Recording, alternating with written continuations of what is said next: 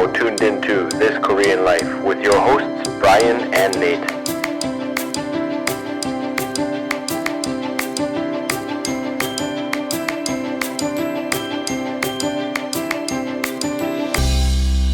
All right, welcome back to another episode of This Korean Life, number 106, featuring Etienne Beton, an electrical engineer from France who is here on exchange over at UNIST. He is a bike riding enthusiast, and he's got a head of hair that makes me very jealous.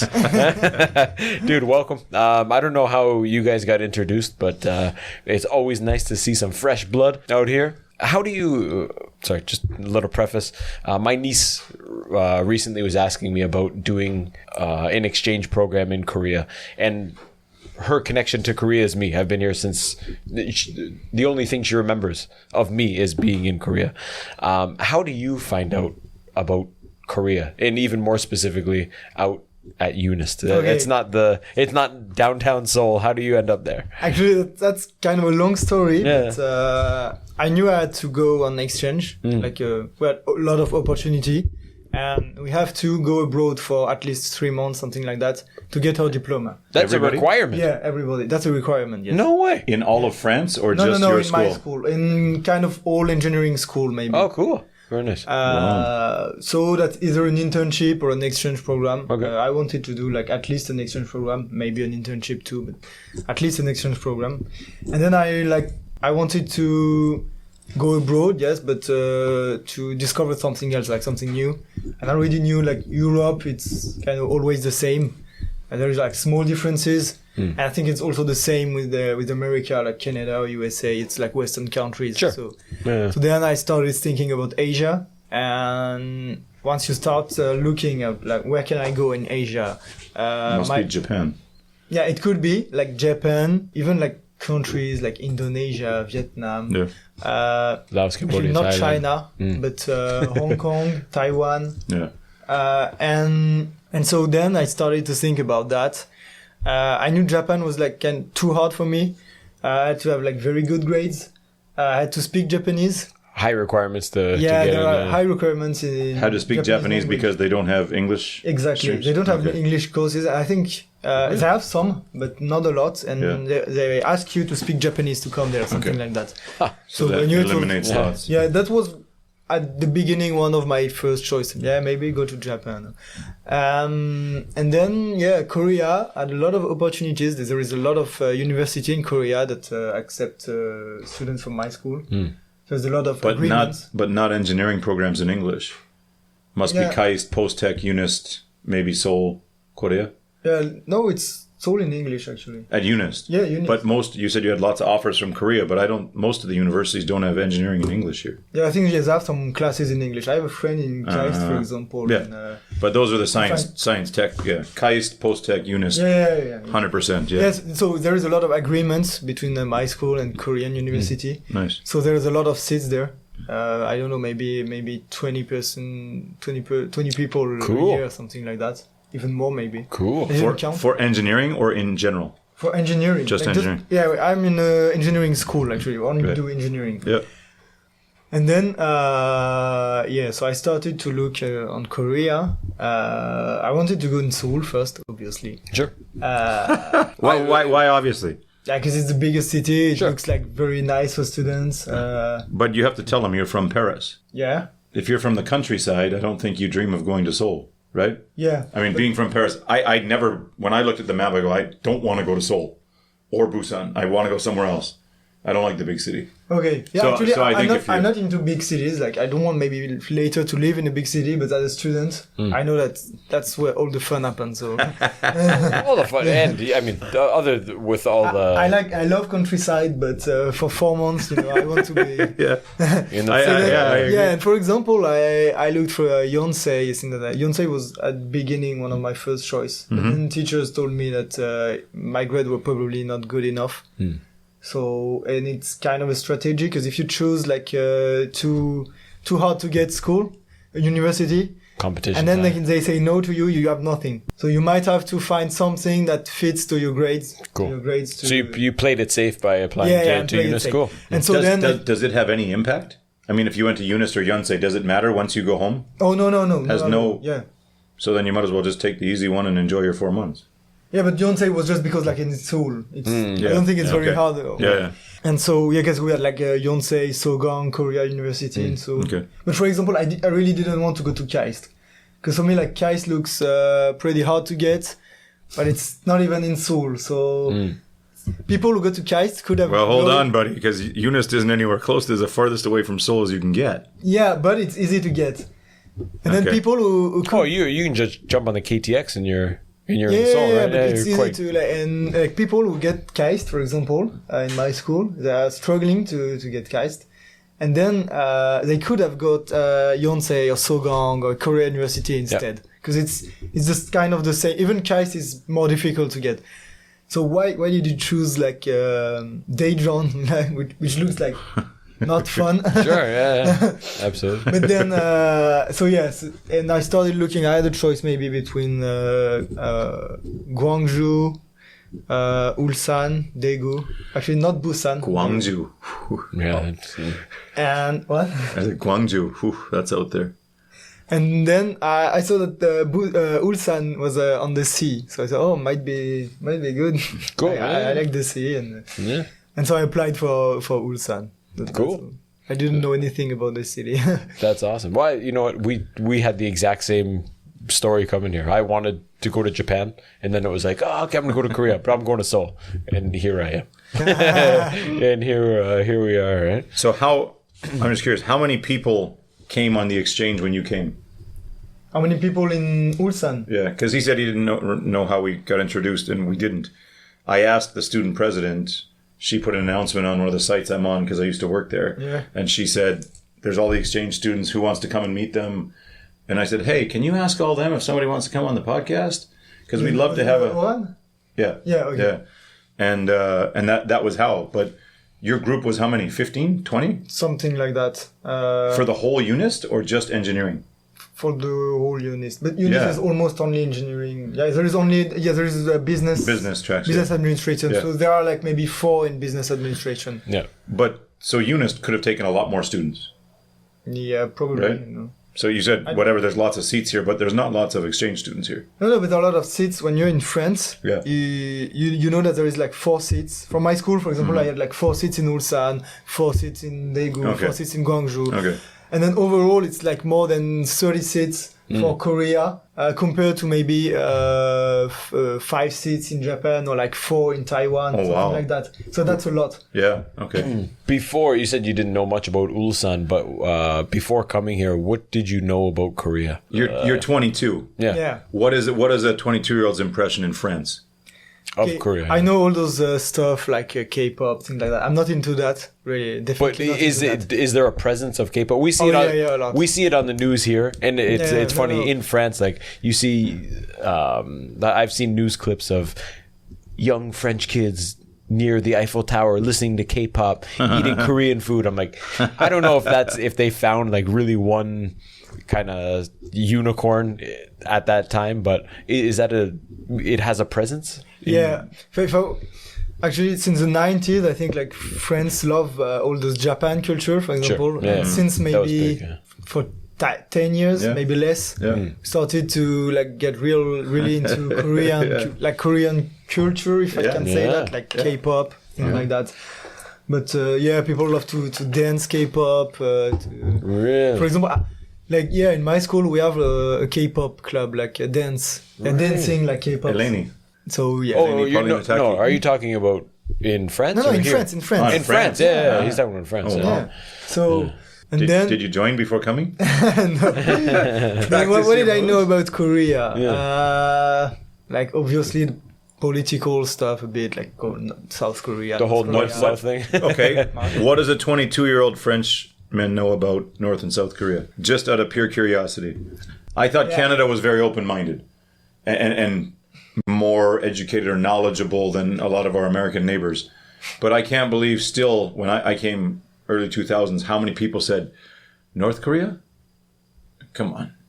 But there was no K-pop culture or anything yet. Like there was nothing. Hyundai wasn't big, Samsung wasn't big, so it was still a little unknown, but I thought everybody knew North Korea was the crazies and South Korea was democratic. That's something we would expect, for guys in America to ask us as a joke or whatever. But what about in France? What do you know? Like, about the history of Korea? Or? Yeah, or the relationship between the North and the South, or actually, I tensions I and what also it's learned like. a lot since I'm there. So because I went to museums, things like that. I also looked and read stuff on the internet. But I knew like those North communists, like friends with like China, like that, since the war. South more like American. Capitalist, Western like America. So the basics. Do you get any Asian history or world history in school or no? In high school? Yeah, but we mostly focus on Europe and all the that's stuff what we focus on. Actually, I also love history, so I was interested like Pacific War, things like that, but more with Japan. I didn't read a lot about Korean War, and now I'm getting very interested in it since I'm in Korea. Yeah, it's cool. Eh? It does. But, there's one kind of main book. Oh, the Two Koreas, I think it's called. It explains everything from. It's cool. Yeah, and yes, and there I also like discover how the things are not. I think from a European perspective, it's always. I think it's the same in America. It's like the big bad North Korean guys and the like the poor like South Korean guys. And when you come there, you discover but I didn't know that maybe. 30 years ago or something like that, South Korea was like a crazy dictatorship. Yeah. Oh yeah. North Korea had a greater GDP than South Korea in the late 80s. Yeah, and that's not very long ago. We don't even know about that. Like we don't learn that. Yeah. We didn't. I didn't know that there like that some crazy revolution in South Korea with like 20,000 deaths and even more in the 80s. Yeah. So now you go home and be an ambassador. for Korea. Same as when we came. I mean, we grew up like you said, Japan, Fuji, sumo, sushi, anime, all this stuff, manga. That's what we grew up with. Korea was nothing yet. Like there was nothing out of here. It was just North Korea. North Korea was way more famous than South Korea. Yeah. But that's it. Once you get here and you read a book, you watch a documentary, and you go, wow, this is way more interesting or intriguing than Canadian history, just because you're here and it's different. Maybe I don't know. In South Korea, they don't speak about that. You have to search online or things like that because you don't find anything about that. Well, if you wanna spark kind of a debate, or if just an interesting thing to do, if you're talking to someone who's say in their 50s or 60s, ask them what they think about the old president Park Chung-hee. Yeah, and they will. I think it's even split between their generation of he was a dictator, but he was the best thing that's ever happened to our country. And other people say, oh, he was the devil. He was a really bad guy. And you ask a young generation, and I think they all view him as a dictator. Okay. So, but the older generation, there's people who I think Russia's going to be the same. Who love him. The Russians will see Putin in the same way. Yeah. Where he was, if he's not there, who's there? There's a big vacuum. And because he's there, the country's kind of stable. Although it's a little bit wild, it's stable. I don't mean with the war now, but for the last 15 years. Yeah, of course. But the young generation coming up now might see him more as a dictator, where the older generation sees him as the Soviet Union was the best place in the world. They had all the power, and so I think it's similar to that. They will see it in the same way. So what else did you know before coming over? Food? Kimchi? Food-wise? Food? No, I heard about kimchi. I never tried actually. Is there much Korean restaurants in France or no? Not that much. You can find some in like big cities, but I don't know. As soon as I knew that I was gonna go to Korea, I would say that's kind of useless to go to a Korean restaurant. I just gotta wait. I just gotta wait. I can just wait another 2 weeks. Couple of months, and then I will discover Korean barbecue or like kimchi. And those poor Koreans that are never going to go to France and keep eating the Paris baguette breads here. Oh shit! They'll never know the real one. Yeah, maybe that's the same. If you go to a Korean barbecue in France, could be the same as Paris baguette in Korea. Absolutely. Do you know a shocking, a crazy thing I saw? I had a friend visit last week. And we were in Seoul doing everything around Insadong. And it was like a Sunday night, Monday morning, not many people around. And I always thought Insadong, this is like a really popular hot tourist place with lots of like little walking streets, little alleyways, and traditional tea houses and restaurants and stuff. And I was surprised to find everyone at the bagel store. The bagel store. And not just Koreans lining up for bagels. There's Westerners. And you got to think like, did you fly across the world? Did you take a 10-hour flight here to wait 3 hours in line for a bagel? What are you doing? But also I've Maybe in 2 months I will queue for I've There was lightened 1,000 up. people. There was crazy. I've lightened up on that. I used to be pretty hard on guys on that, but we just came back from 5 weeks in Central Asia. And when the going gets rough, find a Korean restaurant.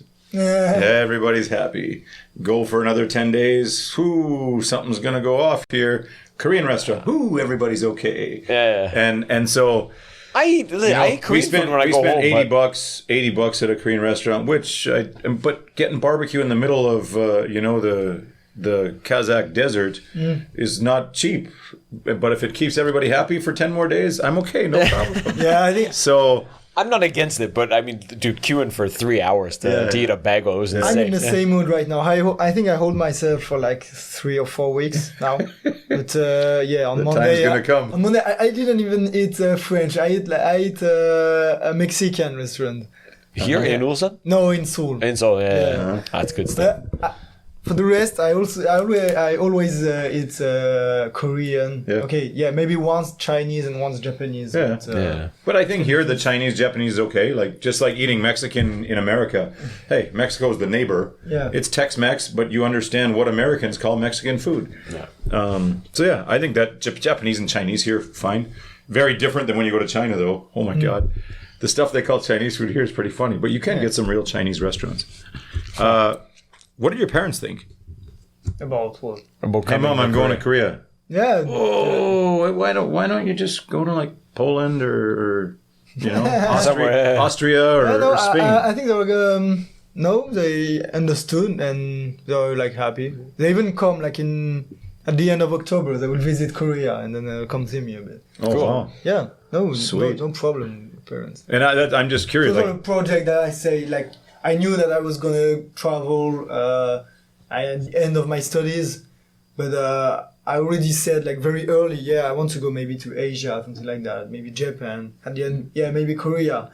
At the beginning, I was supposed to travel last year, so I was saying, if I travel, it will be Korea, and then I postponed for like 1 year. So they knew I was gonna go to Korea. So But like I think still Japan has a more positive connotation, maybe. I think as soon as you say Korea, people think North Korea. Oh, are you sure? Is it safe? The first thing is like, are you sure? I see it on the news regularly. If you said you're going to Thailand, people are like, oh, you're so lucky. Beaches and parties. I'm going to Japan. Oh, everybody knows that culture that we grew up with. Yeah. And now I'm going to Korea. Okay, there's the young people who will say, wow, BTS, Kimbap, Hanggang. But I wonder if, that's why I was asking if your parents would think of, hey, everyone knows it's cool, or, ooh, are you sure that's the place you want to go? Like that's what my parents. I think that my parents were thinking a bit the same like me, and it was. I thought that Korea, and this was probably not, was a bit like Japan. For me, it was like kind of the same. I'll edit that out for you. But, I'm joking. But now at this point, it's pretty not the same. But at the beginning, I was thinking, Korea should be like very close to Japan, like kind of the same thing. Because it's an Asian country, but like a very advanced Asian country. Right. It's like, the same way we would expect France and Italy to be. Something similar, right? You said you were able to stack your classes up on Tuesday, Thursday, so you have Monday and Fridays off, the 4-day weekends. Oh, nice. And you also mentioned on the way here that in France you study like 9 to 5 days a week. Yeah. What were the expectations coming here? Was it like, I'm going for half academics and half live my best life? Or was it pile all my classes as best I can and just party the rest of the time? Or serious studies? Or what were you looking for? Okay, that was, to be honest, 0% academic. I just knew that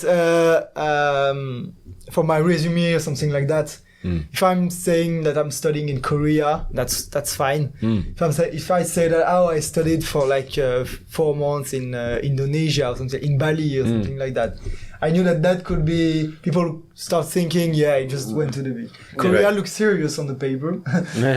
Sure. So then Until they listen to this. I knew it was okay.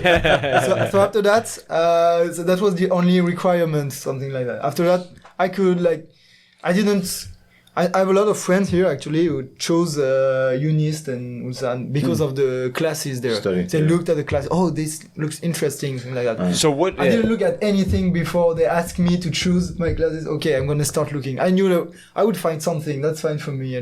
Are you studying things related to electrical engineering, or are they just kind of? Yeah. Okay. So you were so your plan was this is kind of like a break from the grind in France.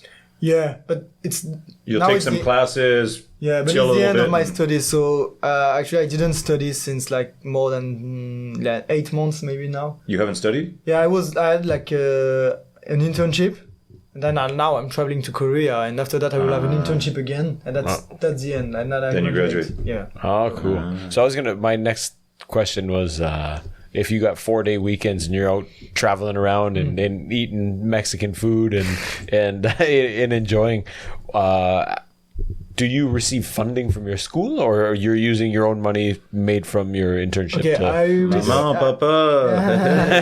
I received a scholarship, not from the school, but from my region, like the region in France. Cool. But that only paid for the flight, like it's the same amount approximately of money. Yeah. It's not meant for that, but that's the same. That's price, about the same amount, yeah. Cool. Then I also since I knew I was going to Korea, maybe somewhere else, and I wanted to travel, and I had an internship, so I had money, so I saved a lot. Your money, good. And then also parents said, good for you. Yeah. Awesome. We asked because we were interviewing some Indonesian girls who came here, and they had flight, tuition, and room and board, a couple and $100 money, and $400 at the college, not at UNIST. They're at the college. Yeah, but also at UNIST, for example, they have some scholarship for graduate students or undergrads. But undergrads are fully. You can get full. Everyone has full scholarships to start. Yeah, and depending on your GPA, your scholarship goes down. Yeah, so some. Yeah, actually, I discussed with some foreigner students now in Korea for undergrads, and they said to me, we chose Korea because it's like free. 100% funded. Some of them can get into the Ivy League in the States. They can get into Ivy League universities, but even on a 50% scholarship, they have to pay so much. Yeah. They say, I don't have that much money. The Ghanaians. Yeah. I don't have $20,000. I had to come to Korea. It was free. And it was a good school. And if I want, I can continue my master's somewhere else after that. But to come to a reputable place like this and have it for free, it wasn't a choice. They couldn't afford to go to the States. I was mentioning there, my buddy was here last week, and we're talking about schooling, and we went to very different universities, and he's an engineer as well. I asked him, what's the benefit of him graduating from a Canadian university, and if he went to an Ivy League school? I said, what's the benefit of paying 4 times the tuition for it? And he said it's just the programs, whatever, are all the same, but it's the connections that you make. It's the people you're paying to meet the people in your classes, basically. The alumni associations are extremely powerful, though. Extremely powerful. Yeah. Especially in the States.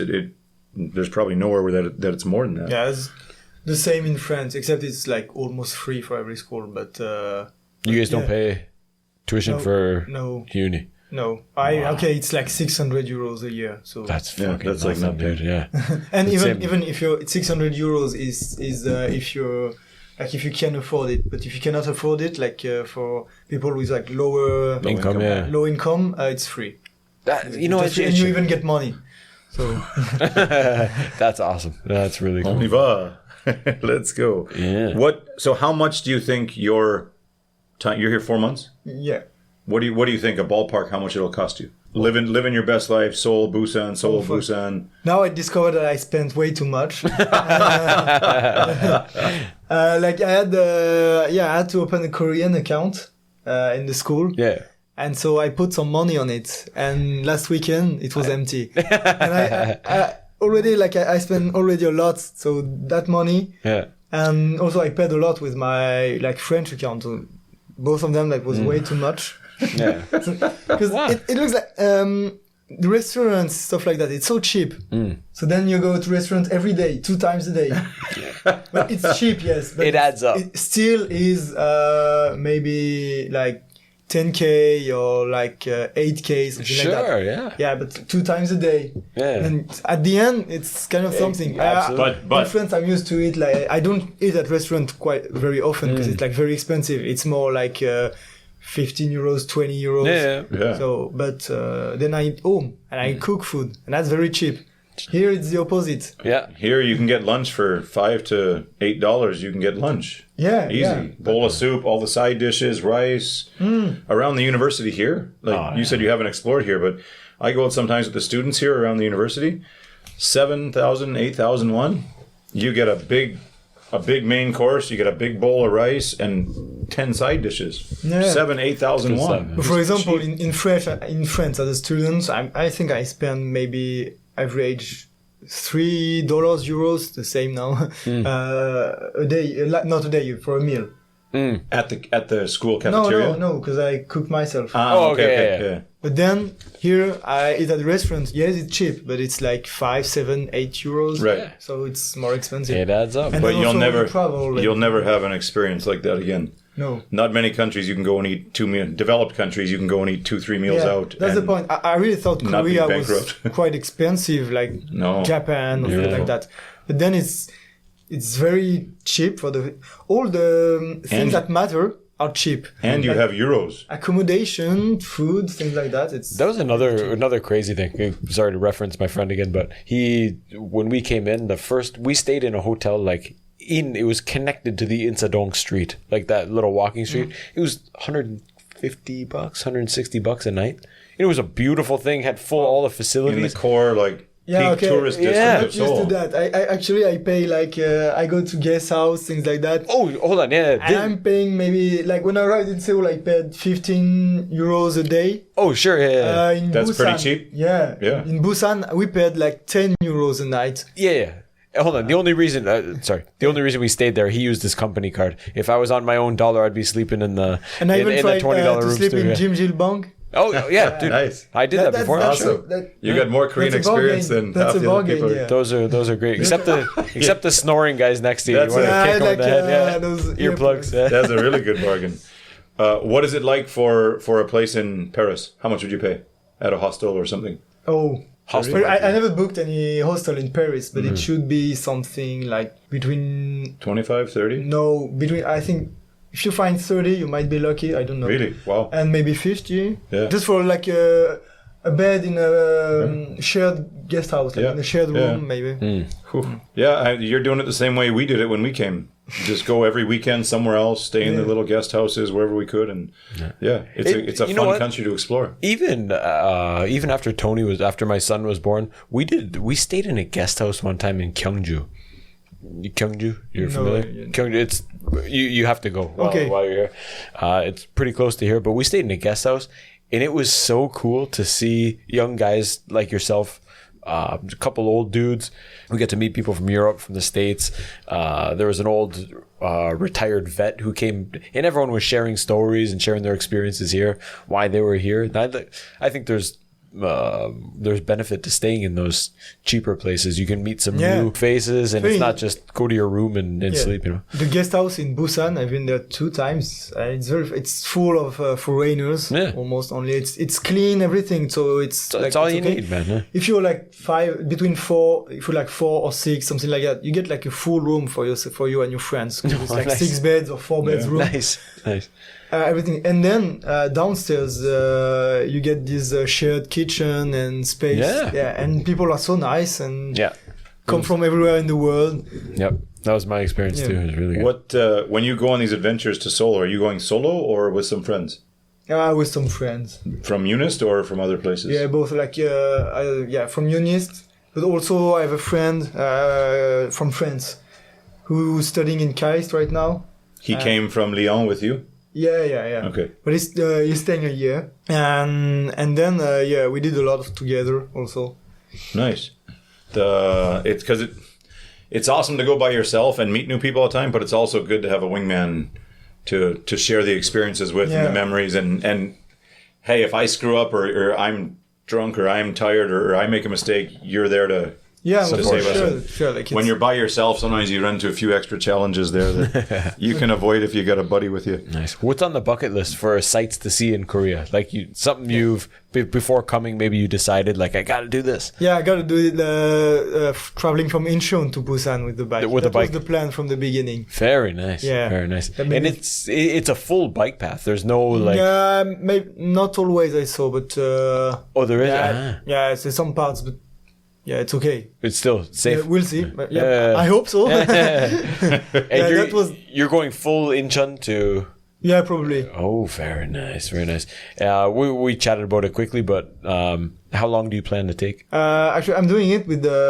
I had like at the beginning, I was supposed to do it alone, so I don't know. I could skip also the class a bit.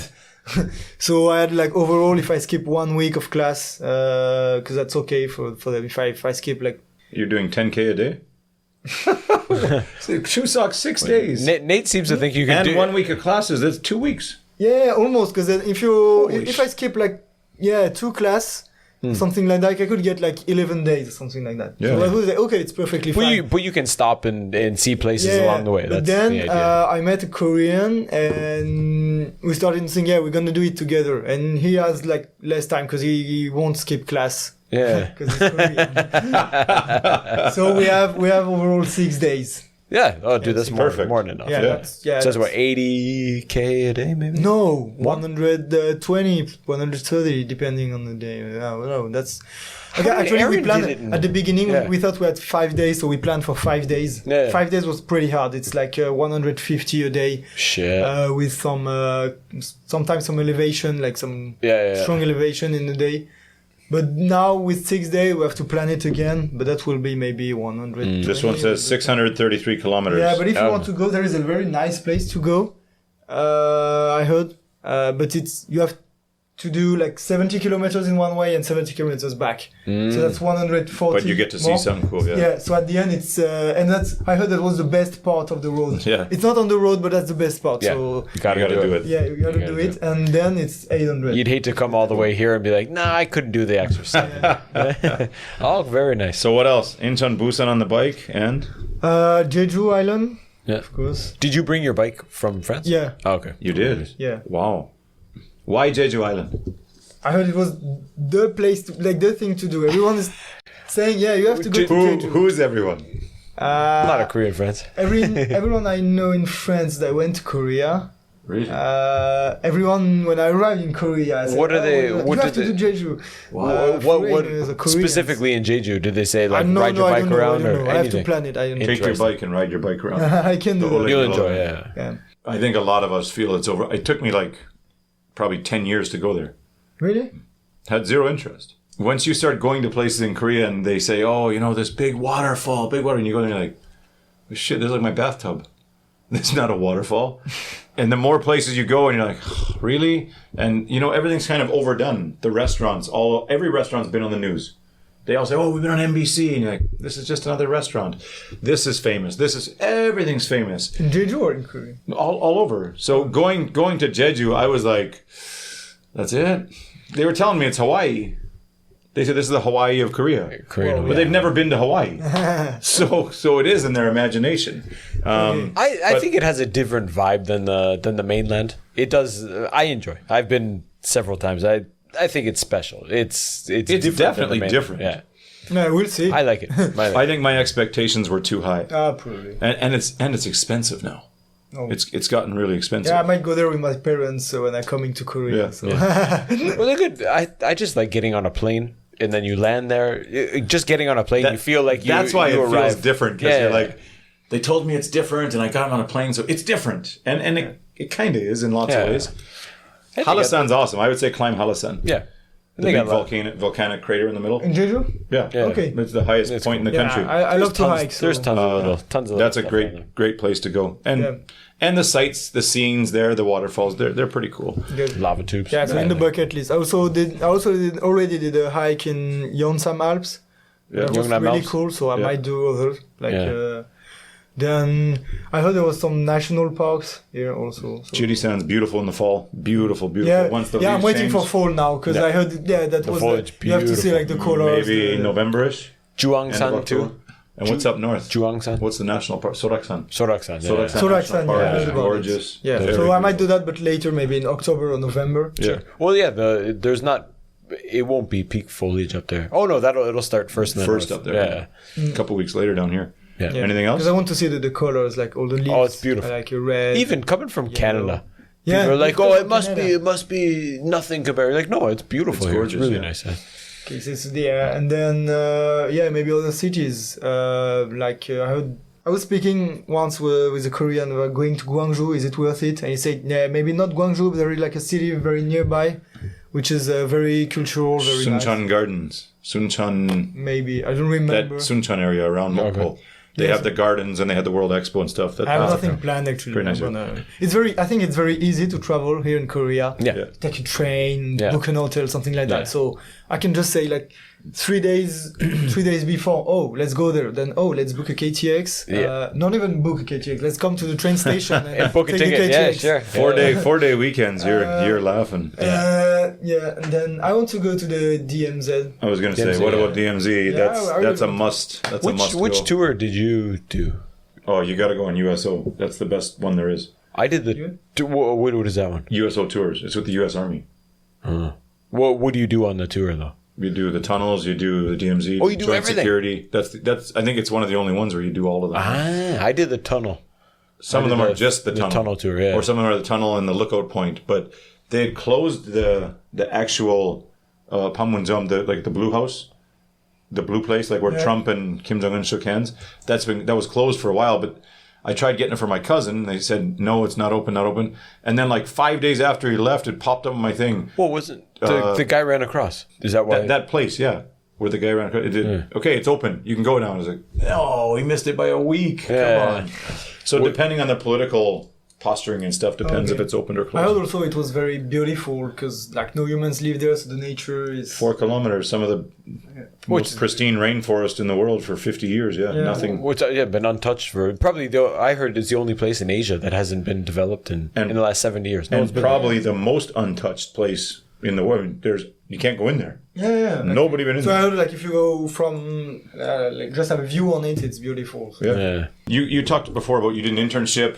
Now you came here, going back to an internship. What was your first one? Actually, it was in Lyon also.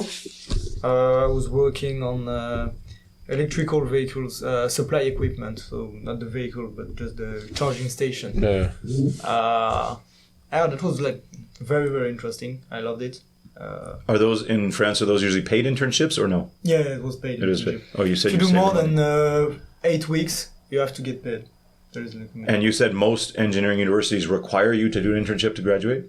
that's at least one, I think, at the end. But in my school, in my department, like electrical engineering, it was like 2 internship. It's part of the thing. Did you have a lot of friends who just plan on working there?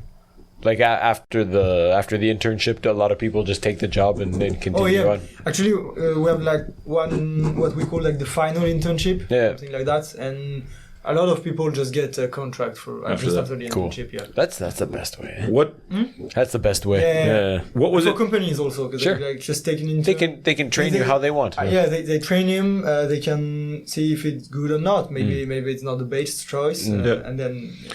Do you learn in regards to engineering? Like my undergraduate in psychology has almost zero application to teaching. There's a little bit, but do you find what you're learning in school directly applies? Like, or is it more the skills that you're using? Is it taught from the company or from school? Good mix. I won't say useful directly, but overall it's useful because there is some ground scientific That you basis, things like that you have to know. And if you come to a company and say, no, just teach me, they say, well, what the fuck? What do you do? You have to know that. But the everyday life, like going to classes, do some calculus, things like that, that's not what we do in companies. But knowing how to design circuits or to, of course, I think in school you learn the theory of it, like of designing something, for example. Then the application. When you go to a company, you start to learn about all the issues that you might find when you start to design something. Yeah, but it works like that if everything was perfect. But if it's not perfect, that was actually not perfect now. Everyday life, it's not perfect. Cool. Then you have to find something else, and you learn a lot by doing that. Yep. And then also like softwares. You learn a lot to use softwares in school. That's Even if you come to a company and say, I already use that software. So. Oh, cool. What were your first impressions when you got to UNIST? And now that you've got your feet wet and you're settled in, how do you feel now on your choice, your decision? What is it like? What was it like when you first arrived? And tell us a little bit about your landing experience. For the classes or even in the dorm? The whole, everything. I mean, I have no idea compared to what UniLife is like in France, but maybe you can make some comparisons for us.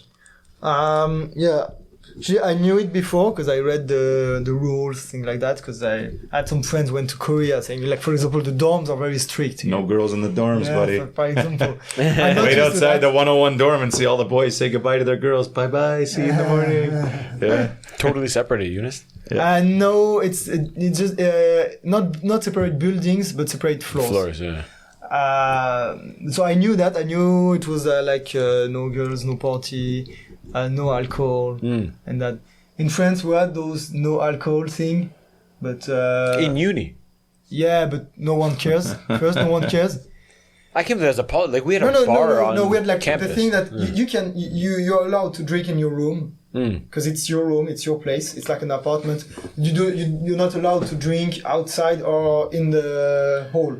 You shouldn't be able to wander campus drinking beers. I mean, we had bars. We had 4 or 5 bars on I was going to campus. say, yeah. But you drank in the bar. You can't walk around outside slugging beers. Okay. That's the theory. Then we had like the security service, and they see you. Sometimes it's good, sometimes not good. But here, if you like drink 1 glass of alcohol in the room, it's like you're fired immediately. So that's very strict compared to France, because even in France when you have those rules, no one cares about it.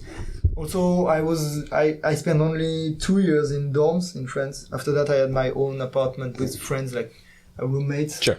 So is this like going back to high school? Babysitters? Yeah, not even, because I was living with my parents in high school. So. But then you have that. I'll give you one side one from my university here. One of the girls, she was in one of my summer courses, and she said, I can't come tomorrow to class because I have to do 8 hours of volunteering. And I said, oh, that sounds interesting. Like, what are you volunteering for? And she said, well, I got caught with a knife in my room during the semester, so I got 6 penalty points. So to make that up, I have to do 8 hours of volunteer service. A paring knife, like for cutting fruit. Wow. She's like, everybody has one. Because Koreans are famous for just sitting around cutting fruit and skins. But the dorm floor leader saw her going to wash it or something. The rule is kind of like, don't get caught. But she got caught going to wash it or something. How do you cut fruit? What? You're not allowed to use... No, you're not supposed to. You're not supposed to have it. You're not supposed to be eating in there. They all say no electricity, no heating blankets, no boiling water for lamian, all of that stuff. They have a common area or something. Oh, okay. But you're not supposed to have knives, and she got caught with a paring knife. She just finished cutting some peaches or something. Boom, the floor, and I was like, you're not buddies with the floor manager? That should be the first thing is, hey, how you doing? Let's be buddies. So she got 8 hours of like community service to take her minus points out. That's the thing. In France, you can do all of that. You will never get caught. Because maybe from the security staff, they will see you partying, something like that. But you know when they arrive, you just hide, something like that. Yeah. But here, so the first thing I ask to people who are already here, say, it's forbidden to bring alcohol. Yeah, it's the same in France. But, because in first year, actually in my first year, in the dorms for the first year, for the freshmen, I think, it's forbidden to have alcohol. We all have, but it's forbidden to have some. And so I just asked, but is it like in France, I can just have some alcohol in my room, things like that, and they will never know it. And they saying to me, but people can snitch like a lot, like your roommates, things like that. Hold on, wait, am I in North Korea? What's going on? Just snitch. It's a normal thing here. In France, and particularly I think in France, it's very bad to do that. Like snitch. Even worse. Snitches get stitches. No, it's even worse than doing something bad. Yeah. Like if you do something bad, everyone knows it's bad. It's even worse to snitch. Absolutely. Yeah. That's just the When I was out there, I thought the undergrads, I was like, wow, let them grow up a little bit. Let them be young adults. Like, I just couldn't believe how many rules and how strict everything was enforced. I wonder if they just don't want to deal with the bullshit of sorting out, like, he got drunk. But it's also a little bit different because it's very isolated. It's a very small community. Mm-hmm. It's not like right in the middle of the city where people intermingle and you just, people go, they don't really go off campus. They're there 4 or 5 days a week on campus. So I think it's a little bit of a different setting. And once you get those problems, it's a cancer in the whole society there because it's such a small community. The university I'm at here, I mean, people are going on and off campus all the time. You don't know who's from campus, there's people walking their dogs, grandpa's biking. You don't know who's who. But out there, it's like everybody knows who everybody is. It's very small. Yeah. And that's it might be better to have that policy, but not for you. Overall. But I said, I think it's a great place to do like a master's or a PhD because you can just focus and get it done. But that's probably but for your undergrad, that's the culture they want to develop. You want to get it on and party a little bit and get out there.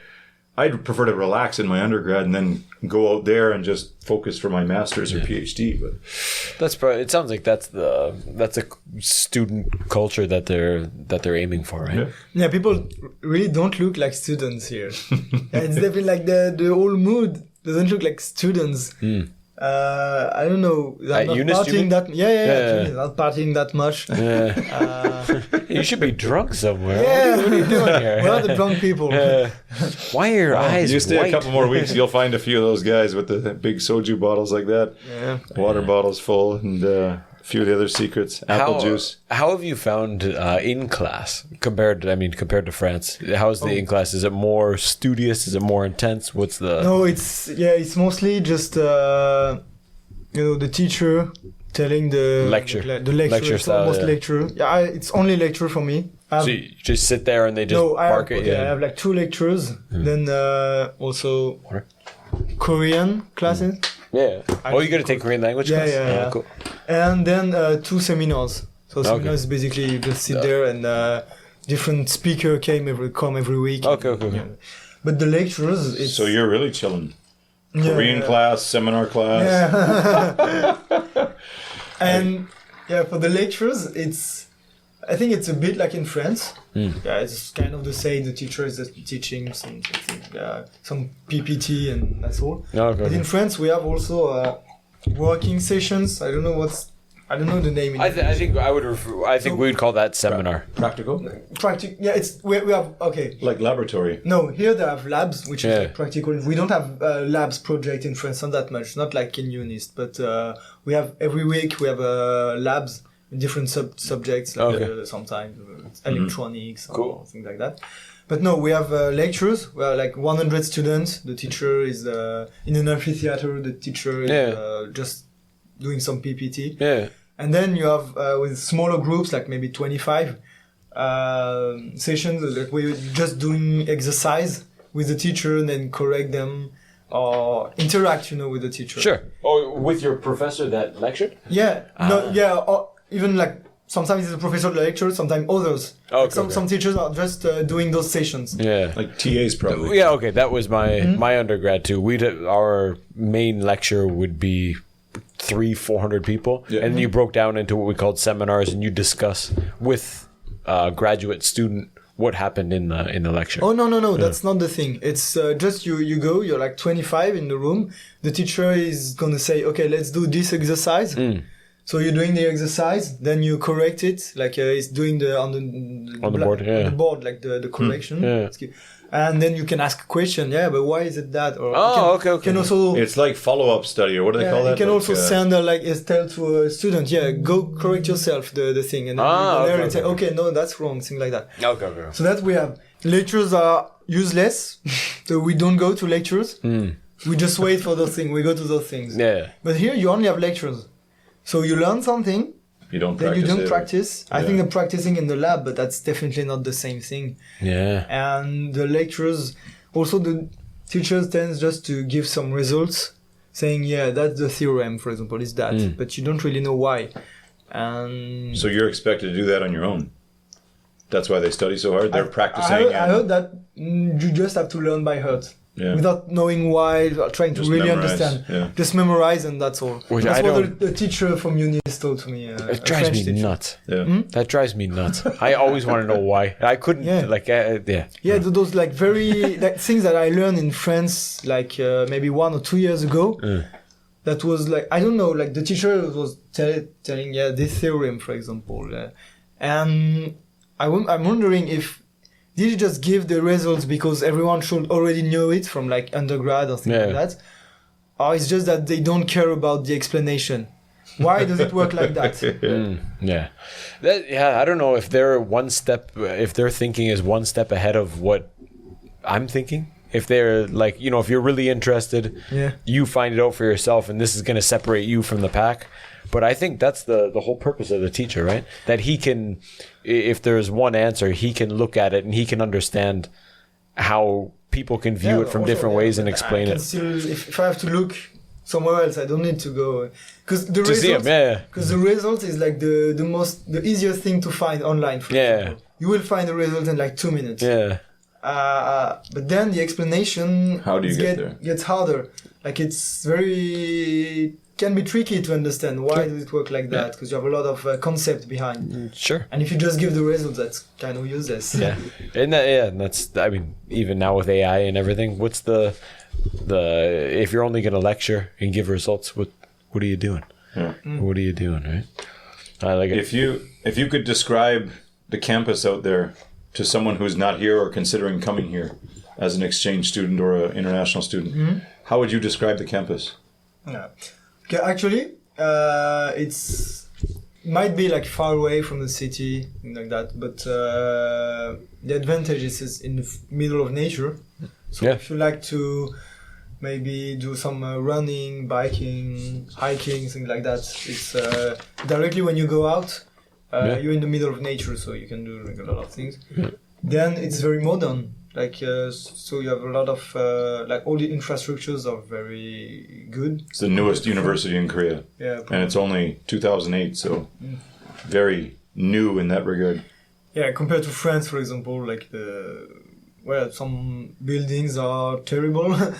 Also, you have some very nice places to just rest, chill. Like the library is amazing. Have you been to? It's a library, but it's maintained by handicapped people. Oh, do you know UNIST? that? In UNIST, yeah. Have you seen that? It's curated and maintained, I think, by handicapped people. Do you know what that is?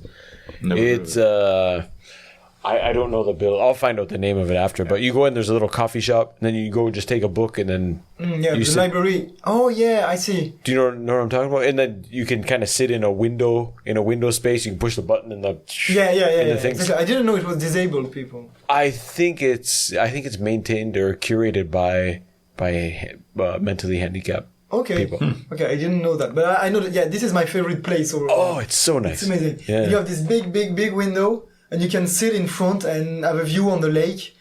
Yeah, and that's amazing. I want to say it's 105 building, but I might just be throwing that out. But you can push the button too, and the big curtain comes down beside you. Not the same Beautiful. place. Yeah. I prefer the place where you have like this huge window. With a view on the lake. And it's up on the step, maybe. Yeah. And you can just sit there and read a book. It's Nice, amazing. I like most out there that it's kind of like custom designed. It's been built in stages. Like there was only 2 of the engineering buildings to start on the other side of the lake. Now there's 6 maybe surrounding, but the last ones were built only 4 years ago. So they've built it kind of in stages, and it's keep getting bigger. The last dormitories were just finished 4 years ago, maybe like 4 or 5 new dormitory buildings. But yeah, you're in the middle of nature. They got the big lake. Again, it's beautiful in the spring. It's beautiful in the fall, and it's peaceful. It's quiet. It's very quiet. It's a relaxing and enjoyable place. Yeah, it's a nice place to be. It's not old. It's not dirty. It's not run down. It's a nice place. Yeah. I drive my bike from here out there a couple times a year, and it's just even not so far away from UNIST. There's like an old little village. I don't know if you've driven your bike through there, but there's just tiny little houses just spotted along the mountainside. It's so nice. Like rice fields. Yeah. You can drive your bike straight through there. And then when you come into UNIST, it's a pain in the ass to get up the hill. But once you're there, you can see the lake and everything. Oh, it's really nice. And you're lucky. You got the best time of year. These last 3 days have been shitty, but it's going to be gorgeous here for the next 2.5, 3 months. How long ago did you come? I arrived. When was that? Like maybe 20 of August. Oh, okay. So you've been here about a month. Yeah. And I'm leaving on 15th of December at the end of the semester. Oh, yeah. Oh, Still be warm. You'll be laughing. Yeah. Oh, very nice. The French haven't had the best reputation for being good at English. Why and how is your English so good? I mean, usually they laugh. Not that good. usually they laugh at my French. But I always laugh and think, okay, let's try in English then. But I'm not saying my French is good, but usually I try a lot harder at French than they try in English. But you can say it's not good, but it's as good as I've heard out of the French people. You and Jaffrey there, right? Mr. Jaffrey? Yeah, you got great English. Where did you learn that? How did you get that? My parents pushed me a lot, like to speak English. I think when I was a kid, things like that. So Like they spoke English to you, or no, not really. But go say hi to the Englishman. no, but I don't remember. I think I had like some when I was a kid, some English activities like theater or something Yeah. like that. Oh, cool. In English, but yeah, not that. much. You learn English at school as well. Yeah, Okay. we learn English at school. Then How much? How much do you learn in school? a week or something like that. Sure. Yeah, I think it depends on the year. Maybe From grade 6, 3 times a week, or you learn from grade 1, or in kindergarten, or I think you start right after kindergarten, so it's maybe First grade. elementary. First grade. First grade, Elementary, yeah. Something like no, not first, but yeah, maybe just a couple of years after, like 2 years after, something Okay. like that. Might be from first grade now. yeah. Because it's always getting more and more English Sure. now in the school. Oh, And then it's like maybe few hours a week. Yeah. And in high school, it can be like 2 hours a week, something like that. so in Canada, everybody studies French, or I think the majority study French, whatever, 3 times a week or something. But 5 years after you graduate, nobody speaks. Yeah. After you graduate high school, Yeah, nobody speaks French. Yeah, but So then I mean, to have this level, even if you only did a couple hours a week, I mean, yeah, then you have to, I think that's what my parents did, for example. You have to be in touch with English. So they kept me, like, for example, all the movies, things like that, was like English. No French dubbing, or only English.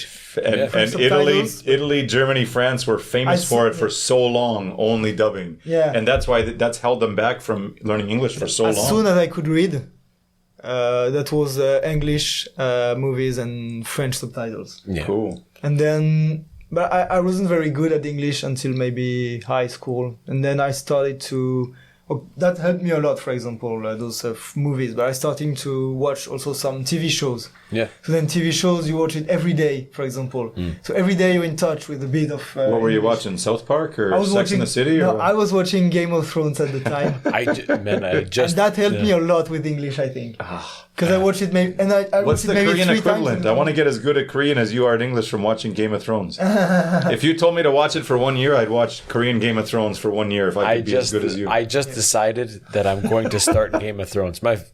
Yeah. God, I'm referencing him again, but he convinced me. He's like, if you like The Hobbit and The Lord of the Rings, he goes, you're gonna love Game of Thrones. I think it's quite different, but yeah, I love them both. in the same vein. Yeah. Yeah. Oh. So then also some YouTube videos, like, I don't know, watching American YouTubers, things like that, sure.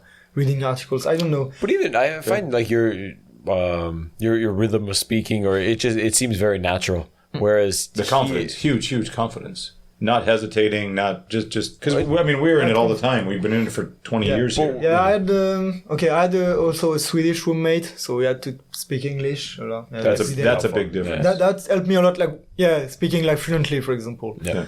But even now, Yeah. 4 months here, you can speak here. Yeah, here I speak like mostly English.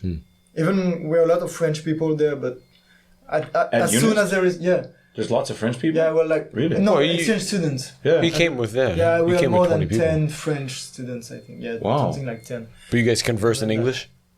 As soon as there is like a foreigner with us, yeah. Yeah. Oh, I would have thought you went in French. The French never Yeah. speak English with us. But I think what hold French people back, I discovered it might be the same in Korea, like, because Korean people are sometimes not very good at English.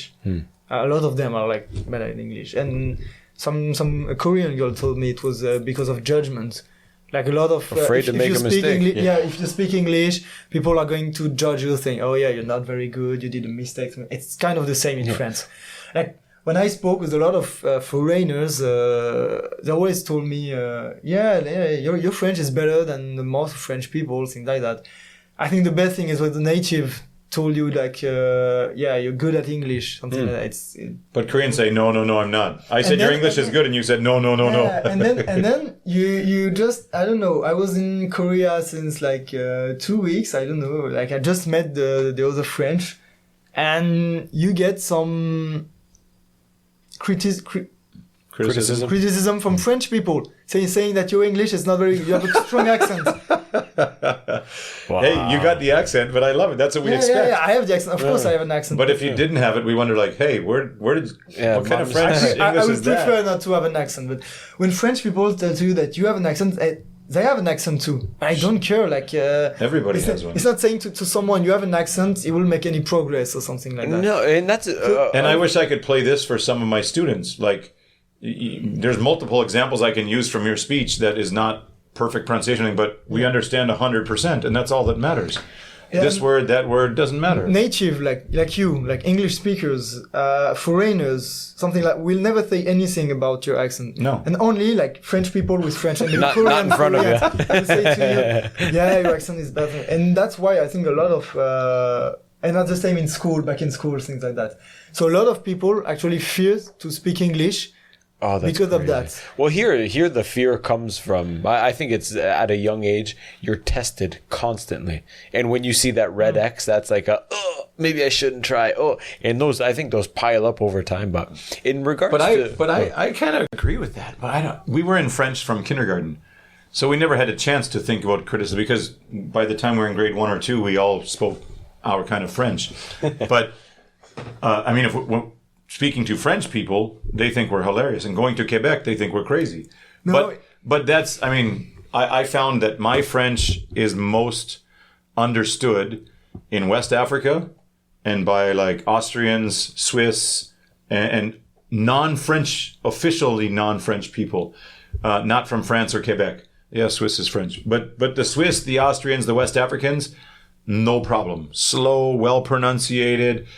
But the French have no problem telling me my French is terrible and where do you come from? And, and they're like, that's not Quebecois French, but what the hell is it? Are you from Mars? What kind of French is that? And the Quebecois are like, what is that? Get out of here. So, I have lots of students who tell me, adult students, like, please correct my pronunciation. I'm like, for what? If you're gonna make a funny, like, if you want to say laser or razor, they have the L and R is one thing. And if it kills the sentence and I can't understand what you're saying, a man asked me about Obama's erection. I was like, you want to know about the election? That's I'll correct that, but.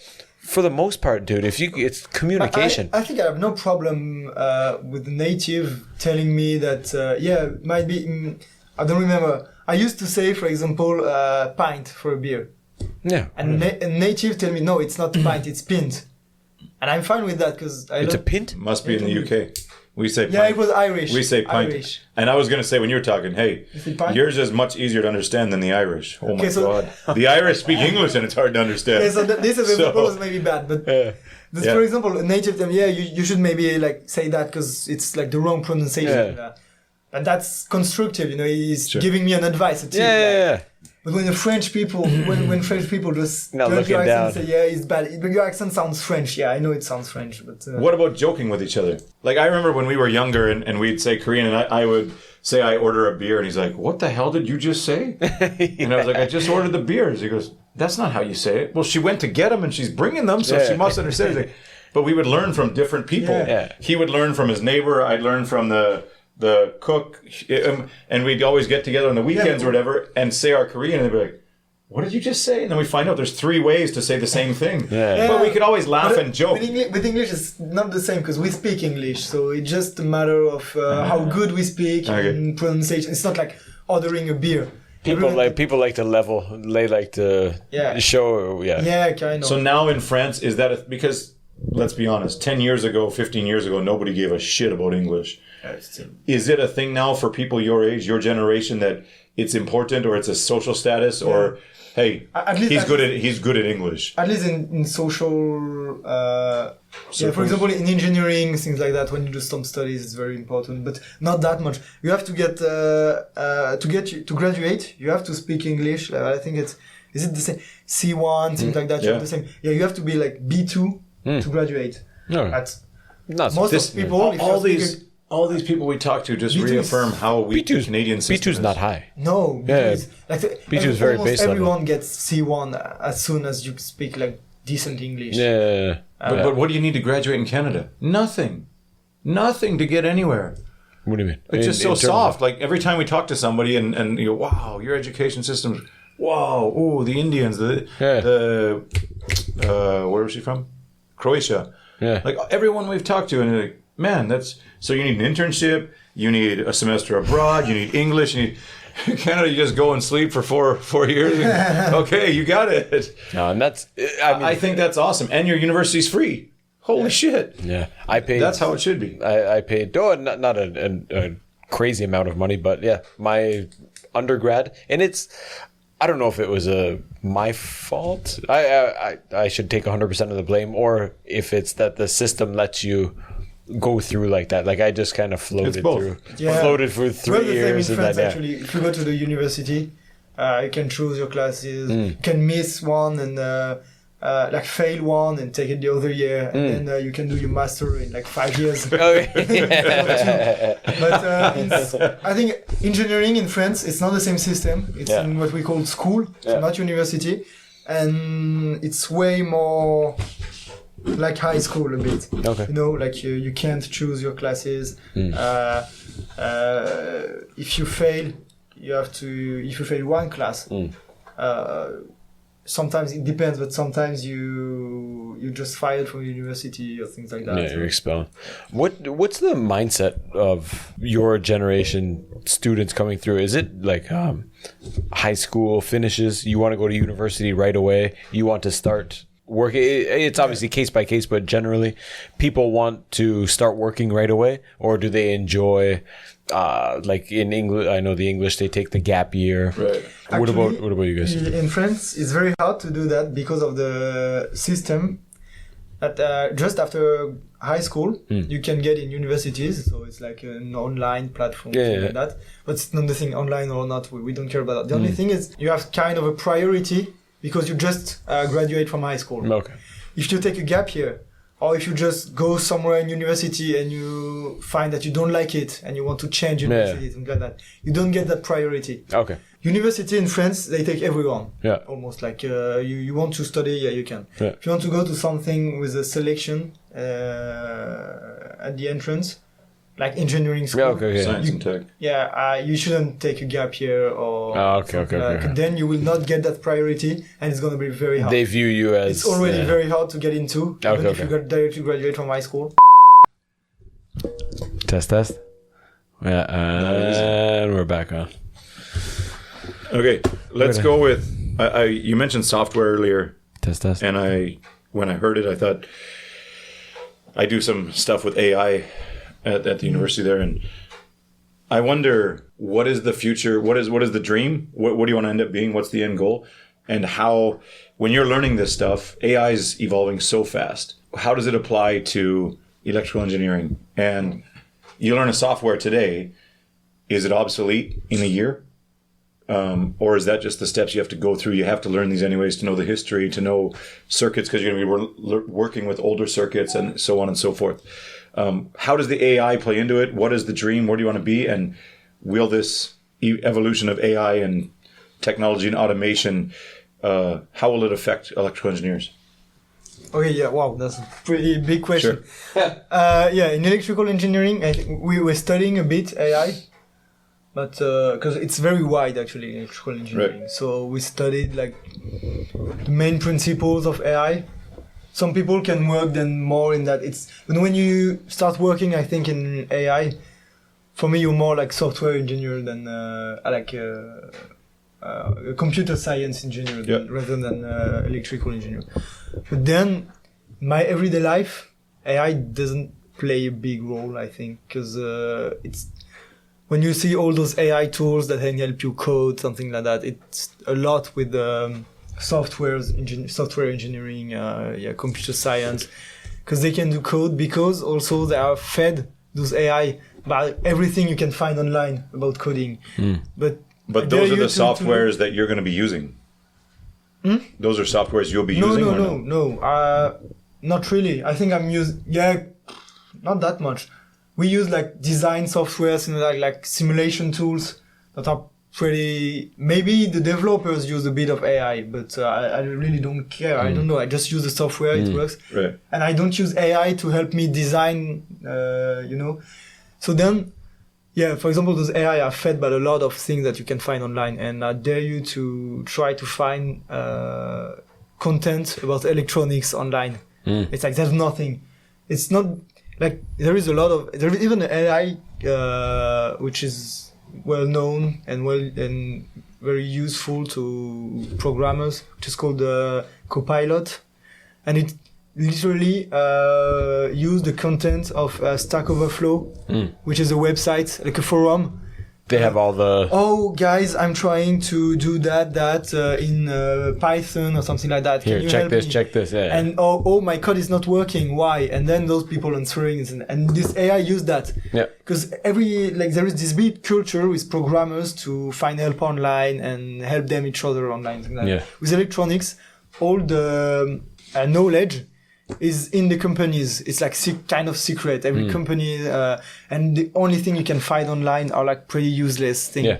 So I never found any AI helping me with designing circuits. It's often very bad or maybe someone who doesn't know anything about electronics can do something very simple with those AI. But as soon as you know about electronics, that becomes useless. Okay. Cool.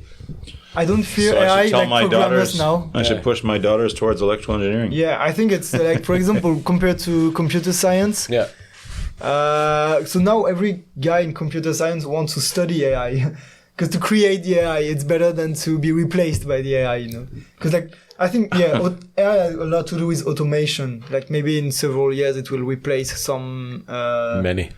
some people who are just coding stuff that are very easy to code, but someone has to do it, That AI could, but for circuits, electronic circuits, things like that, I think it's a thing that you should, designing, it's not a repetitive thing. It's not something that can be automated. You need creativity. You got to think about it. Of course, you need creativity. So speaking on the automation then, maybe a segue into automation here in Korea. Have you experienced much of the automation here? Do you notice any differences between here and France? With AI, electrical... Just regular automation of everyday stuff. I was shocked today. I came out of the university and there's this little kimbap shop that's 2 times the size of this room, and they had the robot. And I was like, she only has to walk like 6 meters. Like, why do they need the robot? But it just eliminates one person. We save the guy's salary. They just cook it, throw it on the thing, the robot brings it. Actually, I found it was a bit the opposite here. Like, they have a lot of people doing small work everywhere. Oh, okay. So hold on. I think you're talking about people doing outdoor work. Maybe for example, on the side of the roads, cleaning up, planting flowers, stuff like that. Yeah. Sure. And also in French supermarkets, things like that, you have a lot of automated checkout. I didn't see that here. They have them, but no, I think I think they still do value the face to face or having customer service. Here? Yeah, it might be changing, but I still think Korea, you gotta understand, it's a big mix of old culture and new culture, and there's for the older generation, dude, they want to talk to someone. Sure. But did you hear James on the weekend? No. He asked about the automated 7-Elevens. No. I said, what do you mean? He's like, yeah, you got to put your card in to get in. I'm like, never seen one. He said, all of Gwangju is just personless pyeongjums. I think we have that in UNIST at night. Okay, One of the convenience store is open at night, but no one's there. I've seen the ice cream. You have to put your card to enter, and then you pay and put your card to get out. Yeah. I've seen the ice cream shops and the snack shops and Printing the coffee shops, and but I mean, going to Canada, I never saw any automation. It's like zero of these places that have no workers. Do we want that? Just on a side No, note, I don't. is that I something don't. that you want? No, I know it's crazy. something I miss. We talked about it on here, but going home and when I'm in Canada and you go to the convenience store and someone says like, "Hey, what's up, man? What are you doing today?" Like, I like that kind of, I don't know, human touch. I don't know, but if everything you go Yeah, but in, it's on the gonna side be, of business. You get to eliminate 5 workers, all of a sudden your profits are double. sure. So what business guy is going to say no to it Yeah. I agree. in terms of business? Okay, let's get a few maybe faster, more random ones just on your experience so far. Okay. Most memorable experience? Till now, 4 weeks, 5 weeks? What stands out? was it a nightclub? Was it a meal? Was it Wow. That girl in Busan? which one? He told us 3 stories. Hold on, yeah, and it's not easy to answer a question when you just be like, think about the last month of your life that's been a hectic mess. Tell me the best, file through all those new things and just give me something new. Whatever. But I think of guys who say like the drivers are crazy or the taxi and bus drivers. Yeah, it was actually a club in Busan. Okay. Yeah, I got into a club. I lost everyone, like all my friends in the queue. I met some other, I met some English people. Sure. I lost them. Then I was in the queue for the club, and I met some Koreans. So I talked with them. Then I entered in the club, and that was like crazy. Like, people have so many bottles and things like that. So many what? They're spending Bottles. so much money in clubs. Like in France, I think it's same in Europe. There's maybe like one VIP table, they have champagne. Bottle service. And when they order champagne, every waiter in the club come with a bottle and fire. Like and here, like, you enter every table, like every 2 meters, there is a table with like 2 bottles of champagne in it. A plus, plate like, of fruit. with, like, whiskey. Pretenders. Yeah, and there was those guys who were just sitting topless. No, not sitting, like standing topless, hand in pocket. Korean guys? Yeah. With no shirts on? No shirt. Like they work Are there? they Or like they just entertainers, dancers? No, they're like Guests? clients. And they were, yes, I think they were doing a lot of workout. yeah. Was also like Yeah. shirtless.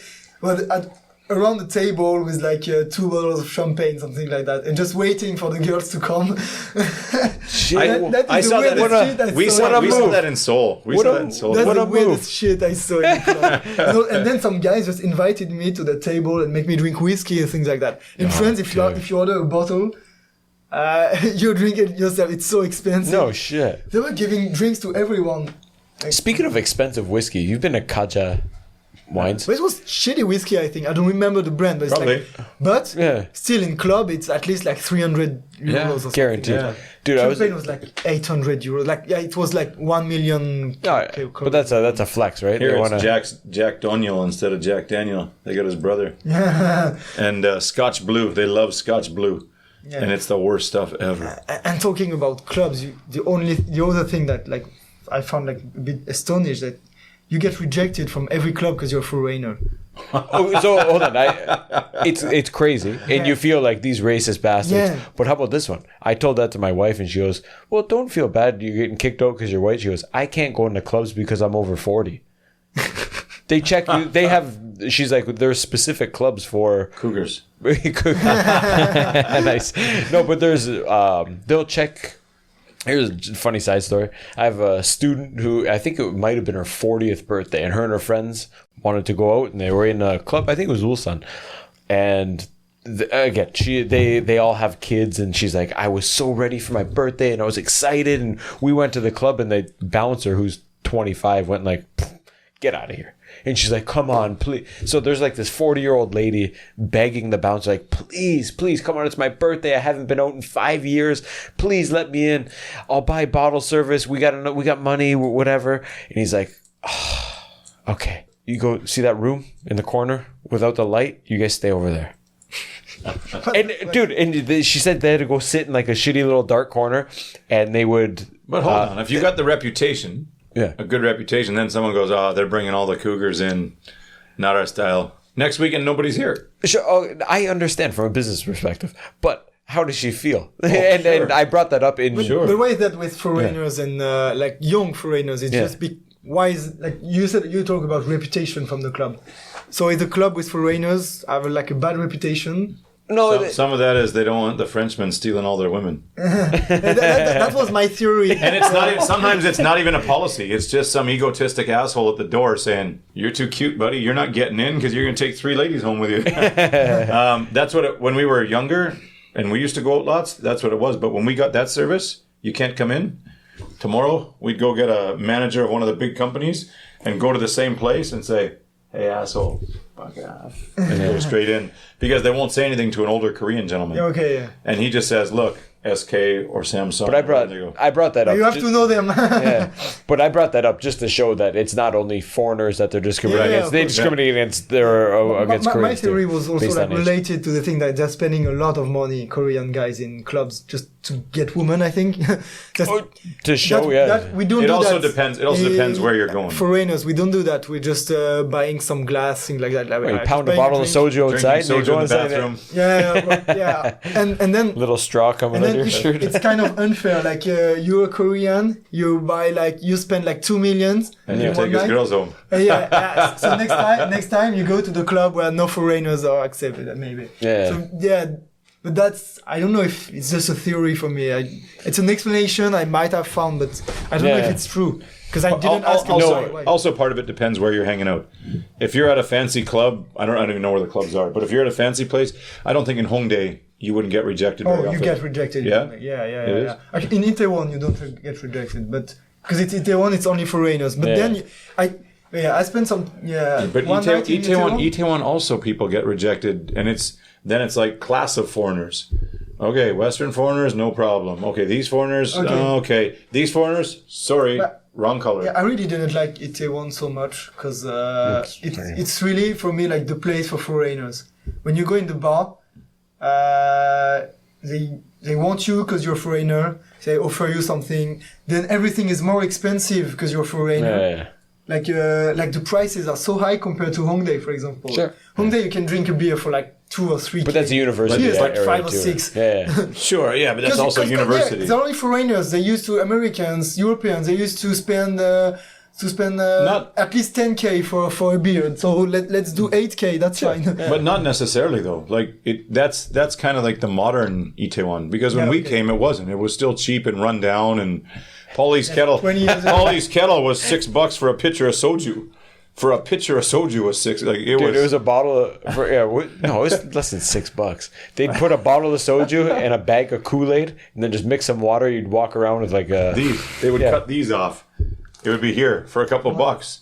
Like it used to be really and maybe cheap. at the time You'd go also blind, Korean one compared to dollar was maybe dollar was even stronger, right? 20 years ago. Yeah. So 6K one.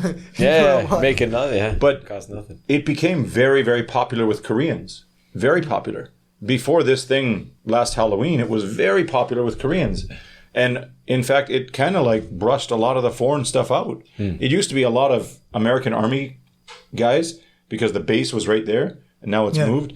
It used to be really dirty and scrungy, lots of prostitution everywhere. Okay. Now it looks very fancy. Yeah, now, and like the main street there now with all the nice shops and stuff, it used to be all like just hawkers and vendors and stuff selling. Yeah, you see like around Itaewon, I never saw, even in Europe, I never saw so many kebab places.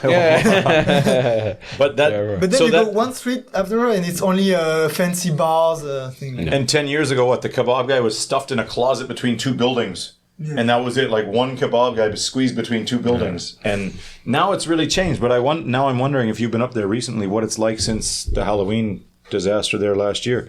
Because it sounds like, if it's what you say, that the foreigners keep going back, but the Koreans haven't come back yet, maybe? Yeah, there is some Koreans and foreigners. You see a lot of foreigners. Yeah, you have some Koreans, obviously. Maybe they want also to go where the foreigners are. You know what happened last year. Yeah. But I mean, when you look at those news footage, I mean, it's all Koreans. Like on the news footage from that night of the disaster, like it's probably like 80-90% Koreans.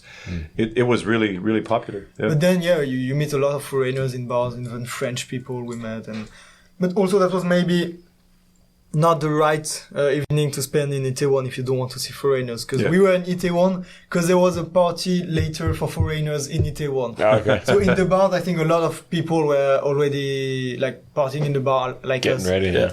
So maybe in a regular, like maybe next week, there will be less foreigners. But still, I found like with the prices, the way they welcome you, Like they give you some 1+1 drink, tickets in the street. But it's like not. It's not my favorite place either. Yeah, you see, you feel like you're a tourist. You're a commodity. And they will, I don't know, they will screw you like a tourist. Yeah. Yeah. There's many other places, but I find other than Hongdae, lots of other places are more expensive. Yeah. Much more expensive. Really? Yeah. Okay, I only been in Seoul. I only been to Hongdae and Itaewon. Hongdae's good. It's a uni. It's a university place. And that's why it's But I like in the Busan, vibe. In Seomyeon. yeah. It's kind of the same, Sometimes fun, and it's not very expensive compared to Itaewon, for Yeah. example. And it's not the same. And you also get rejected from every club. Seomyeon was the worst. Really? Yeah. Huh. But I didn't try to go in club in Hongdae. What do you say when they tell you sorry? You're just like, oh, okay. Dude, I've been in line We for used 30 to want to minutes. fight every one of those guys. No. When they would tell us. I mean, there wasn't many foreigners, but we would get so angry. Yeah. Like, you can't tell us no. Or like, do you have a membership? I'm like, I'll make a membership. Show me where I make the membership. I'll do whatever I need to get in there. I'm often too drunk to argue. Yeah. That's why they're not letting you And I'm in. not big as you. What about food? Best, worst? Have you had any wild, funny, crazy experiences with food here? Yeah, I think like everyone, like the spicy food. Do you enjoy it or no? Yeah, I can enjoy it, but when it's too much, What have you eaten that's Yeah. over the top? Chicken? that was that was crazy. We were in a bar, so we are having drinks, and you can also like eat Order here food, in bars. You can. It's always like food and drinks. Yeah. And then we ordered chicken, and it looked spicy, the sauce thing like. So I just tried a drop. I said, "Oh yeah, it's really spicy," but I was really drunk, so I don't know why. I took a whole piece of chicken and I put it in my mouth. Oh, wonderful. Yeah. And And after that, I breathing fire all night? Yeah, breathing fire, red, like sweating. little Zambuco put this It fire was out. very spicy, and I ate a whole, like Yeah, the a piece whole of thing. chicken. But then You start burping fire. I like Korean food. I think but after like 2 or 3 weeks, it started to be always the same thing. Yeah. It's not always healthy. Like I struggle a bit to find like dishes with like a lot of vegetables. Like bibimbap. Might Yeah, but be your even best. bibimbap is a lot of rice. Yeah. You don't get so much vegetables. Okay. Like a salad. Yeah. You have meat everywhere. It's not, Sounds pretty good to me. I'm not. I'm not. What are you looking for? A vegetarian. pound of butter? I'm not vegetarian, Yeah. but I'm used to eat meat not that often in the week. Like Yeah. couple of time in the week. A week, yeah.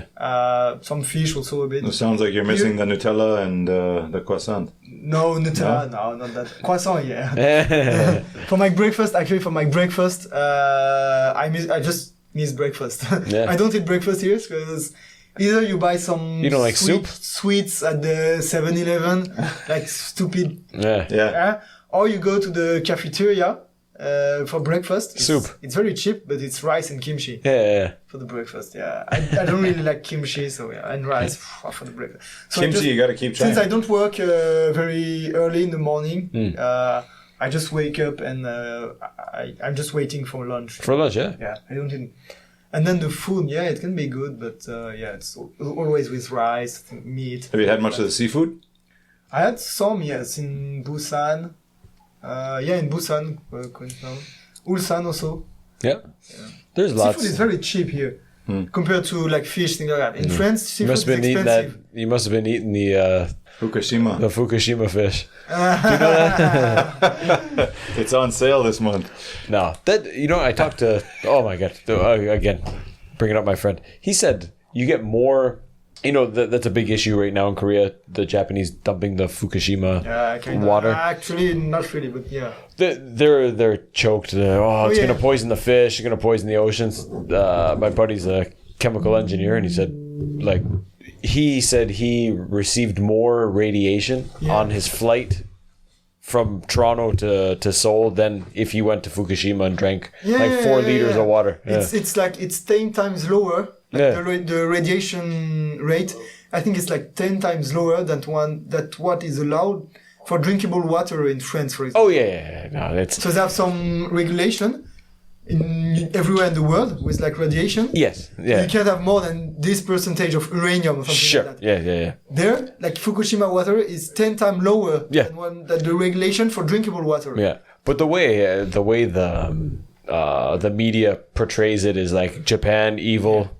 You know, they're doing it and they're going to poison our water and whatnot. And whatever. People want clicks and shit, but that's absolutely been you good? That's absolutely been debunked, I think. But anyways, biggest challenge adapting to life here?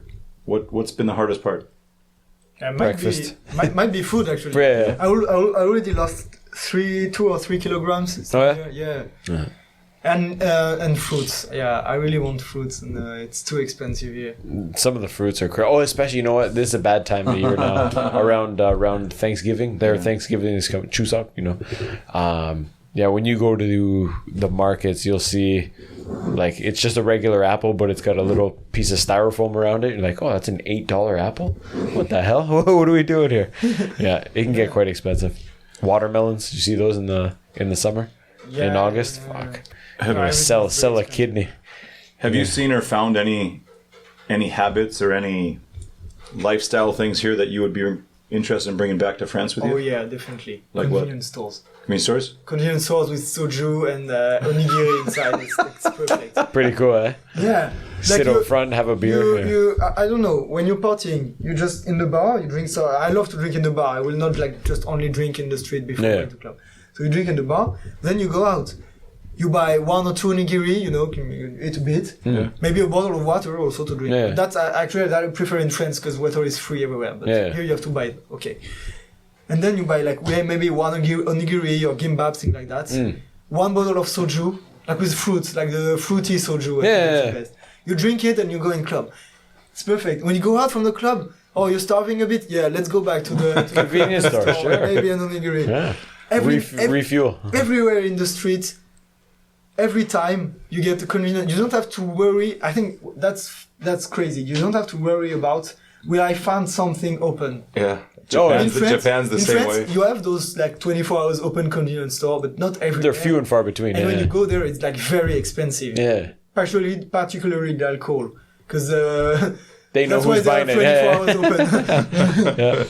Sure. And so that I want to bring it, and also like those things like gimbap onigiri, it's so cheap. It's like 1K, and it's they're selling them. They're selling them in America now. Frozen kimbaps are like the hottest thing in Trader Joe's now, and they said they can't keep them. They're selling out every day. People lining up to buy frozen. I don't know kimbap. If something like that could exist in Europe, it would be like crazy expensive. Do you know Asia, kimbap Chungu? Do you know? What That's like the McDonald's style of. Okay. It's their chain, their big chain. Okay, no. I think there's one on campus. Kimbap There used to be one on might have campus. been Kobo. I always eat at a place who sell gimbap. I don't know if it's this one. Okay, but it would probably be the same thing. You can go and you get kimchi fried rice or kimchi jjigae, doenjang like this. I think those would be huge at home. It's even cheaper than the cafeteria. Yeah. You get gimbap for cheaper than the meal at the cafeteria. Yeah, I love. Same with ramen, but actually ramen it's not a bargain because it's. I thought you said women. Ramen because it's just instant ramen that they sell for like 3 or 4 times. Throw a slice of processed cheese in there for Obegwan. You're laughing. Oh, yeah, I will definitely bring those convenience store or things like that. Awesome, man. Yeah, maybe like the fruit soju. Yeah, it can be good. And you get shot in France if you're bringing fruit soju in. Also I like the fact you can find coffee everywhere. Right. I don't it's really relatively new. Yeah, I don't really like coffee, especially Americano, things like that, like those big coffee. But you want some milk in it? What kind of coffee you drink? You can always find like a latte. I love like matcha latte, for example. Okay, Smoothie, things like that. And there is everywhere, including like in the buildings, like student buildings. You can go like grab your latte and go in your class. Go to your lecture. It is a super convenient place. Yeah. If you live everything here, is easy it's here. too convenient. And public transportation, definitely. Good, that back. Yeah. Like those, it's funny because the KTX, it's a French train.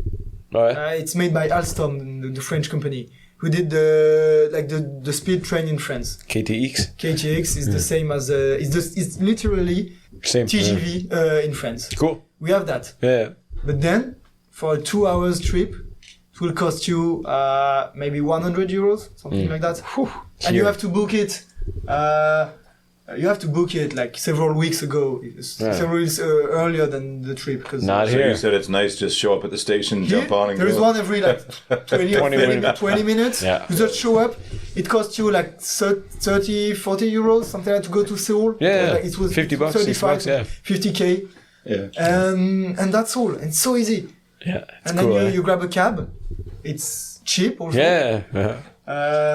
So all the This is why transportation people thing- keep coming. They still think it's cheap. And it's double the price than when we came.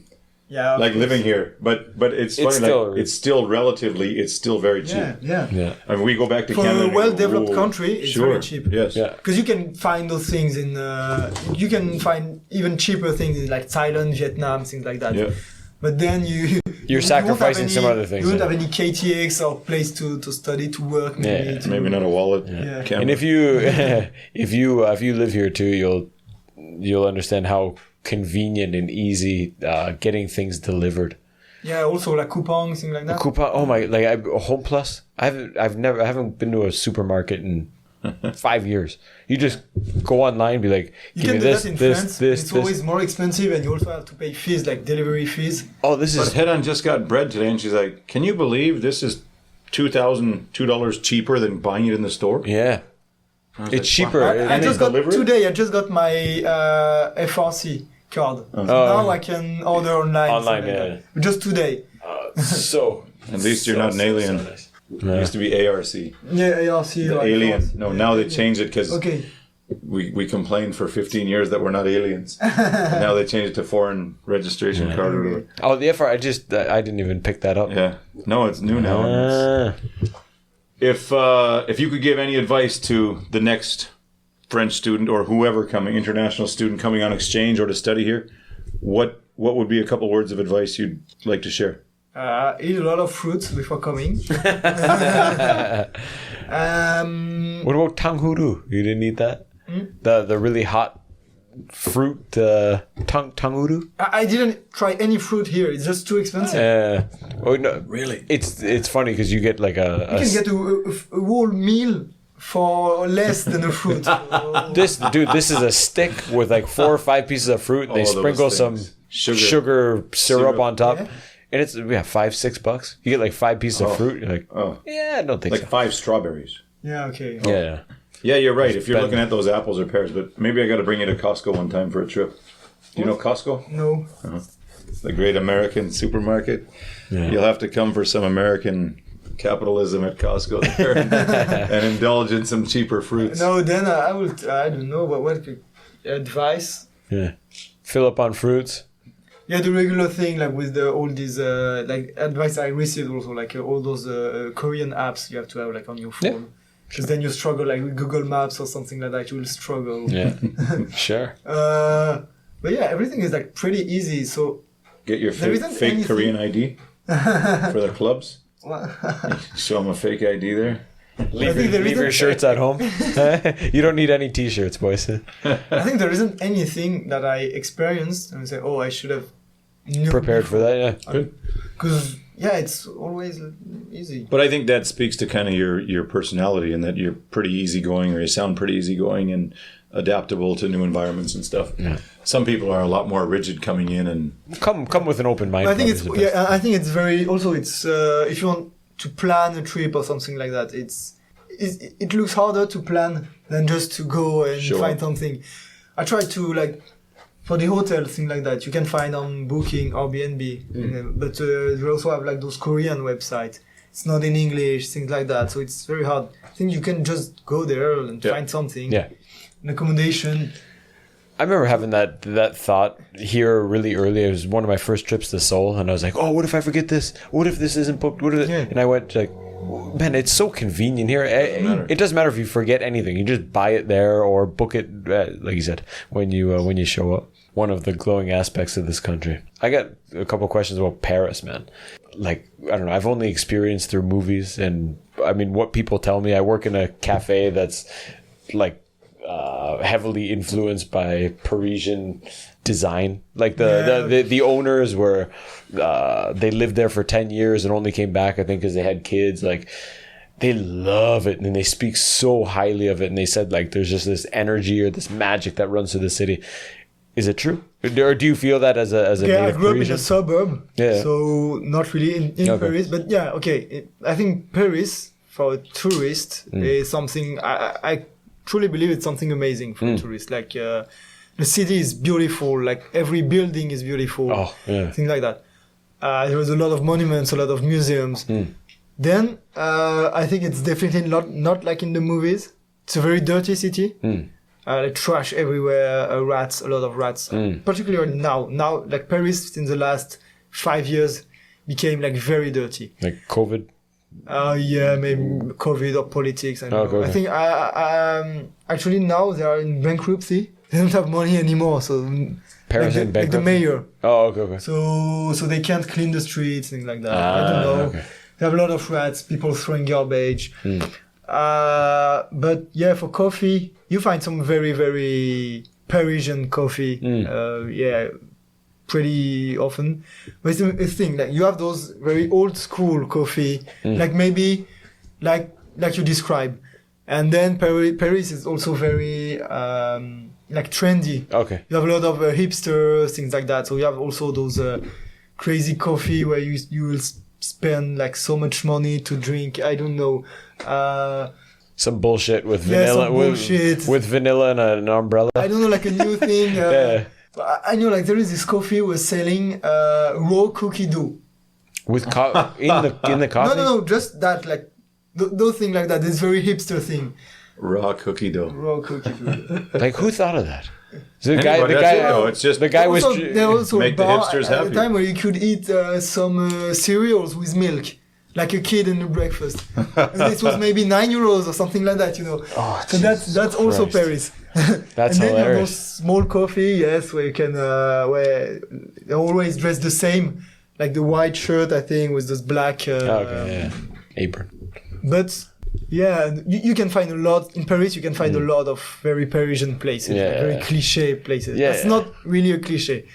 There is a lot of them. I watched It's like not like Emily in Paris, for example. Midnight in Paris. No, Emily in Paris, What was that? like the Netflix TV show. Oh no, I don't know. No, don't watch that. Okay, good. I saw the movie Midnight in Paris. Oh, I don't know. And they travel, like he finds this like magical taxi, and he goes back to the 1920s. You know, we use the expression like Paris in the 20s, where it's just a magical. We call atmosphere. it année folle, so like crazy years. Yeah. That's the name in French, like année folle. Yeah. But it seems. What is it? Année folle, so like crazy years. Oh, okay. Oh, yeah. Because every Bleu de Folie. Yeah, that's where I heard it before. Yeah. Bleu de Folie. Do you know Bleu de Folie? Have you been? Bleu de Folie? What is that? Good restaurant downtown. Oh, no. She was in France at the Cordon Bleu in Paris. No, she was in Sydney. She was in Sydney. Yeah. Sydney at the Cordon Bleu. Okay. Lots of Cordon Bleu chefs in Ulsan. In Korea, yeah. You can eat wait, this is what is it, the cordon bleu? That's It's the most famous culinary school in the world, probably. For cooking school, yeah. Okay, because It's from Paris, but they have it in all the big in capitals. France, cordon bleu is just a Bleu. meal. Not even a good one. Like, not the thing you eat in restaurants. okay.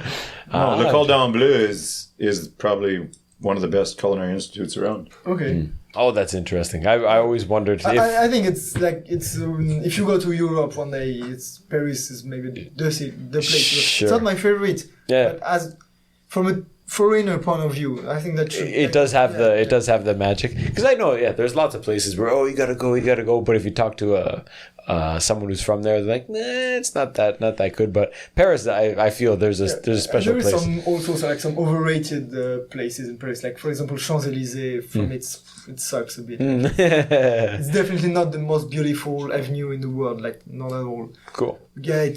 Yeah, you have kind of a good view because you have Arc de Triomphe, Concorde, and okay. But then But there is some very, very nice place. And also, I think the whole, you know, the Seine, the river. If you go on the river, everything on the river is beautiful. Okay. Like everything. Only monuments. Yeah. Like you have the Louvre, you have like Orsay Museum, you have, you can obviously see the Tour Eiffel. Yep. You have Conciergerie. The apple top? Yeah, the apple tap. Have you heard the Koreans say it? Apple top? Apple tap. Apple top? Dude, that took me like 6 months to figure out. Just doing something. Apple tap. What the hell is this guy talking about? Yeah. So yeah. Cool. So definitely, you wouldn't, or you would recommend. Yeah, That's I would awesome. recommend. That's awesome. It's on my bucket list. Yeah. You should have Rome maybe to your bucket. Yeah, from my favorite city is Rome. Rome. Yeah, Rome, definitely. Cool. Yeah, it's amazing. I'll check it out. That wasn't you carving your name in the side of the Colosseum, was it? Did you see that recently? Or whatever. What? About a couple of months ago. One the guy tourist writing his writing name, his name. Yeah. Maybe I'll make it to Rome when Elon Musk and Mark Zuckerberg fight. You know they plan on fighting In Rome? in the Colosseum. Really? They want to fight in the Colosseum. Yeah. Can you imagine? What a gong show. You realize that those people have like so much money that now they don't know what to do. They're gonna beat the except, shit like, out of each other. fighting in Colosseum because Sure, I want yeah. to play Gladiator. Yeah. What else can we do? Throw a tiger in there. Oh, that'd be awesome. But anyways, Etienne, it's great to meet you. And to be honest, man, today, this morning I woke up, I looked at my schedule, I was like, oh my God, on top of these classes, I got to do a podcast later. But you know what? I've had a really good time, man. And thanks for me too. coming out. That was the We first- battled through the rain. We made it through in the bullshit traffic on the way here, which wasn't that bad. I expected much worse, but it's great to meet you. I'm glad you're enjoying your time. You come here with an open mind. And thanks for sharing your story and your experiences. You're man. welcome. Thank you Yeah. for inviting me. I hope to sit down with some food one time with you. You're just around the corner, so let's hang out for a meal when I get back. But that'd be awesome. Thanks for coming. Anything else you want to add? A pleasure. Thanks so much. Like I said, this is our social life now, and we love doing this, and it's just fun to hang out and get a whole new perspective. That's a nice way to meet new, to get in touch with different people. Like, Absolutely. And thank you for taking the risk. I mean, there's no reason you had to do this, and Taking the risk. What do you think he's going to get stabbed? Well, I don't know. He's the only one. She asked 16, 17 I don't people. know. Coming alone. Anybody want to go meet two random guys for a pod? I guess that is. I guess that Okay, is kind of weird. I will. Like, yeah. Ah, cool. But anyways, dude, thanks for doing it. Best of luck going forward. Again, we'll hang out at some point here. But anyways, that's it for tonight. Everyone, thank you for listening and goodbye.